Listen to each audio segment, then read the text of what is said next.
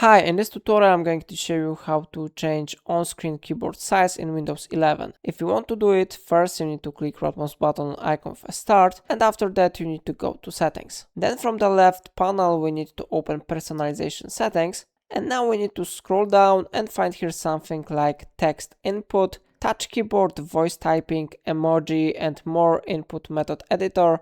We need to open this option, and here we need to scroll down and find here touch keyboard settings. I click on this one arrow, and then we can click open keyboard option to view our changes. So I click on this button, and if you want to modify the size and you want to decrease the size of the keyboard, you need to change position of this dot to the left side. After that the size will be decreased, but if you want to increase the size you need to change position of this dot to the right side. So in this way you can change the size of the keyboard in Windows 11. If I helped you to do it, remember to like this tutorial and subscribe my channel. Please let me know in comment if it's a problem.